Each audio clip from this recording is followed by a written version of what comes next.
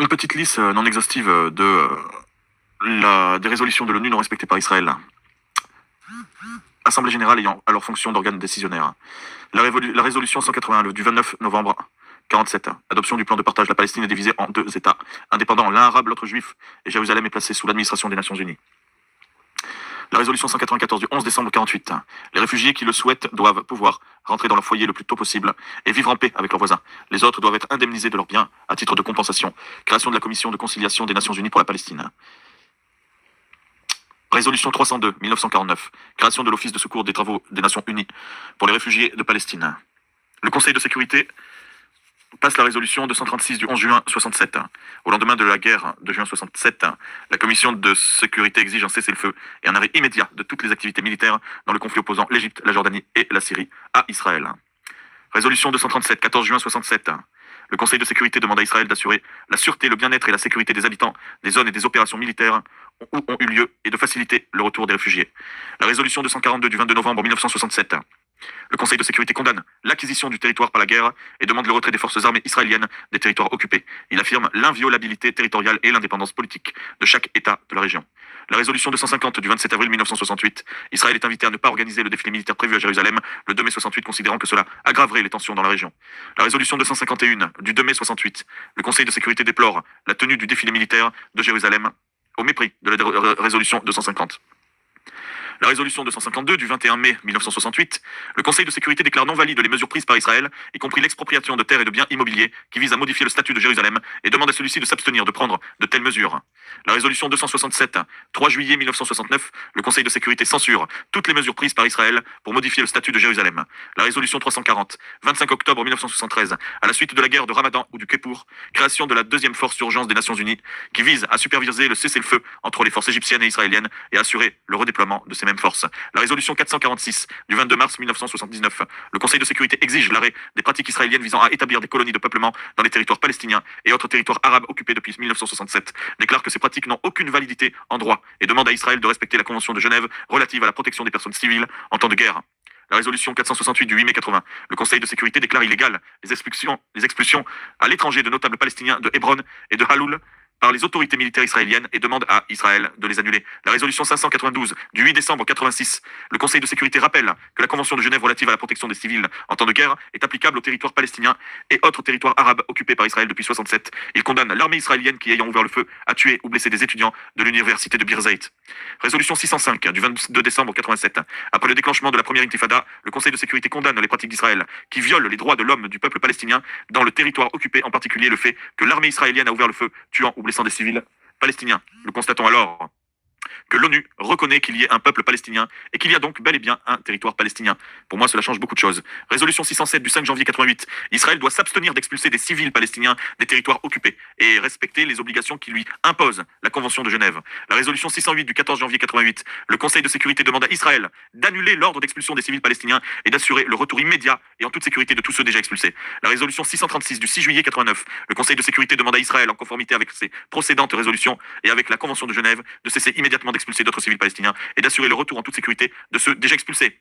Résolution 641 du 30 août 89. Le Conseil de sécurité déplore qu'Israël, puissance occupante, continue d'expulser des civils palestiniens et lui demande d'assurer le retour de tous les expulsés. Résolution 672, 12 octobre 90. Après les violences de l'esplanade des mosquées, le mont du Temple, le Conseil de sécurité condamne les actes de violence commis par les forces de sécurité israéliennes à Al-Haram al-Sharif et dans d'autres lieux saints de Jérusalem et demande à Israël de s'acquitter scrupuleusement des obligations juridiques et des responsabilités qui lui incombent vis-à-vis des civils des territoires occupés.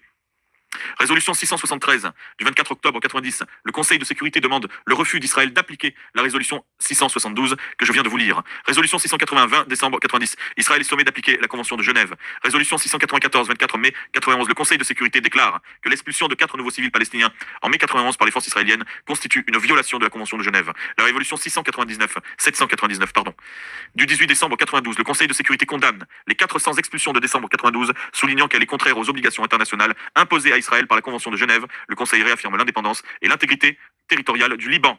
La résolution 904, 18 mars 94. À la suite du massacre de la mosquée de Hébron, le Conseil de sécurité demande à Israël de prendre les mesures nécessaires afin de prévenir des actes de violence illégaux de la part des colons israéliens envers les civils palestiniens. Résolution 1322 du 7 octobre 2000. À la suite du début de la seconde intifada, le Conseil de sécurité déplore les violences et condamne le recours à la violence excessif contre les Palestiniens. Il demande à Israël de respecter ses obligations relatives à la Convention de Genève.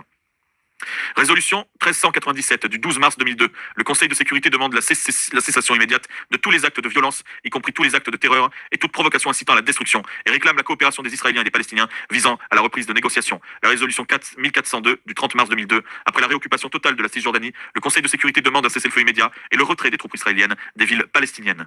Résolution 1405 du 19 avril 2002. Le Conseil de sécurité déclare qu'il est urgent que les organismes médicaux et humanitaires aient accès à la population civile palestinienne. Résolution 1435 du 24 septembre 2002, le Conseil de sécurité exige le retrait rapide des forces d'occupation israéliennes des villes palestiniennes. Il demande à l'autorité palestinienne de faire traduire en justice les auteurs d'actes terroristes.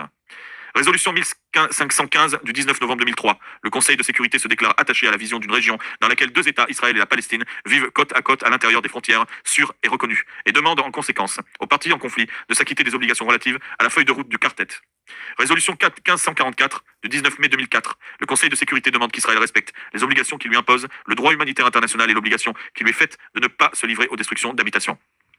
Résolution 1850 du 16 décembre 2008. Le Conseil de sécurité soutient le processus d'Annapolis et demande aux parties de s'abstenir de toute mesure susceptible d'entamer la confiance et de ne pas remettre en cause l'issue des négociations. La résolution 1860 du 8 janvier 2009. Après l'incursion de l'armée israélienne dans la bande de Gaza, le Conseil de sécurité exige l'instauration immédiate d'un cessez-le-feu durable et pleinement respecté menant au retrait total des forces israéliennes de la bande de Gaza. Il demande de ne pas entraver l'entrée des organisations médicales dans Gaza et d'empêcher le trafic illégal d'armes. Voilà en substance quelques résolutions de l'ONU qui n'ont pas été, bien sûr, respectées. La dernière est tombée en 2009, apparemment. Et encore, il faudrait que je recherche un peu plus. Mais on voit que l'ONU se résigne à chaque fois et qu'on parle du partage de territoire palestinien-israélien à un respect d'une bande de Gaza qui, de lui-même, n'est pas viable. Hein. Nous voyons aussi qu'il y a je ne sais combien de condamnations de la part des Nations Unies qui n'ont pas été respectées. Je crois que ces pays sont aussi responsables de ne pas les faire respecter. C'est aussi ce qui nous a conduit aujourd'hui à une espèce de conflit au Moyen-Orient, où on se retrouve avec des bombardements d'un côté légitimés par une attaque terroriste que nous avons tous vu et constaté. Je pense qu'aujourd'hui, les conséquences de ce qui se passe au Moyen-Orient et du fait d'une non-action de tous ces pays qui font partie de l'ONU. L'ONU est composée des puissances mondiales les plus influentes de la Terre, mais à partir du moment où tout ça, ça passe un petit peu comme une espèce de déclaration qui sonne dans le vide, inévitablement, lorsqu'il y a du laisser-aller, nous avons aussi vu que nous partons de la région et d'un conflit entre certains pays avec une occupation momentanée du Liban. Voyez-vous. Donc tout cela est écrit, noir sur blanc.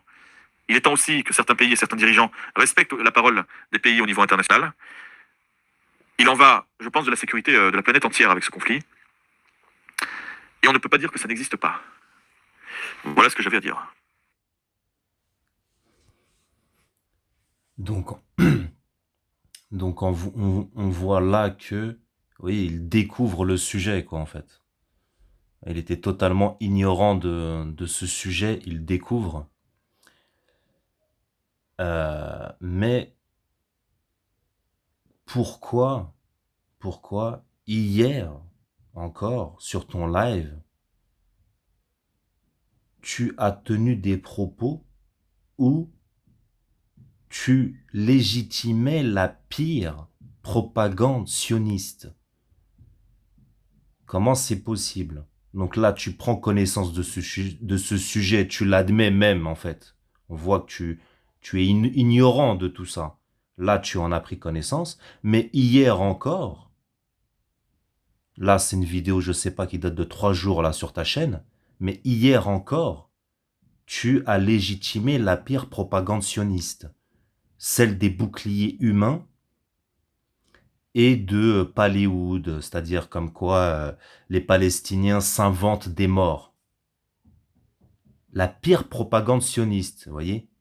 Comme quoi en fait, les civils palestiniens massacrés sous les bombes de l'armée israélienne, et ce n'est pas de leur faute. Hein. C'est ou bien des boucliers humains, ou bien en fait c'est presque voilà, c'est des morts que les Palestiniens ont inventés. Donc, comment on peut dire une chose et son contraire en l'espace de 2 ou 3 jours?